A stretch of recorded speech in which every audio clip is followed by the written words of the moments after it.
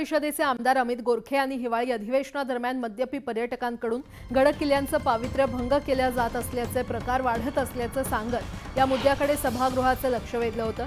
नव्या वर्षाच्या स्वागतासाठी जर कुणी पर्यटक गड किल्ल्यांवर जाऊन पार्टी करत धुडगूस घालणार असेल तर घरात घुसून आम्ही देखील धुडगूस घालू असं म्हणत गोरखे यांनी मद्यपी पर्यटकांना थेट इशारा दिला।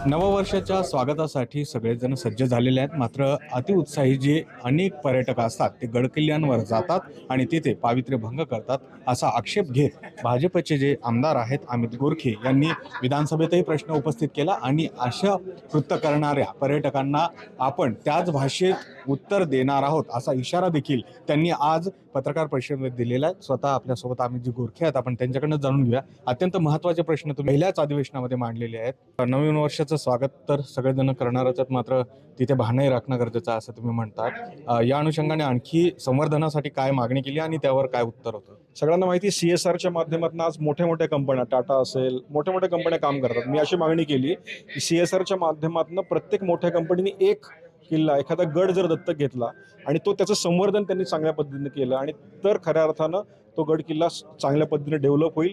तिथे अनेक शिवप्रेमी त्या ठिकाणी येतील आणि त्याचबरोबर बरेच उत्साही कार्यकर्ते त्या ठिकाणी जात असतात। अशा ठिकाणी सेल्फी काढण्याचा प्रयत्न मोहर होतो, म्हणून त्या ठिकाणी चांगले जिथं अपघात होणार नाही असे सेल्फी पॉईंट डेव्हलप केले पाहिजे आणि जास्तीत जास्त लहान मुलं आणि पर्यटक आकर्षित व्हावेत, खास करून परदेशी पर्यटक जसं राजस्थानमध्ये किल्ले बघायला तर आपल्याकडं यावेत अशा इंटेन्शनने मी त्या ठिकाणी मुद्दे मांडले। अर्थातच तर छत्रपती शिवाजी महाराजांचे जे गड किल्ले आहेत, जे आपले प्रेरणास्थान आहेत, त्यावर जात असताना सगळ्यांनी जी जबाबदारी आहे, जे भान आहे, तेही राखणं गरजेचं आहे असं सांगत जर अतिउत्साही कार्यकर्त्यांनी यावेळेस पावित्र्य भंग करण्याचा प्रयत्न केला तर त्यांना त्याच भाषेत उत्तर देऊ असा थेट इशारा भाजपचे आमदार अमित गोरखे यांनी दिला। सुरेश पाटील सर, गोविंद वाकडे, न्यूज 18 लोकमत, पिंपरी चिंचवड।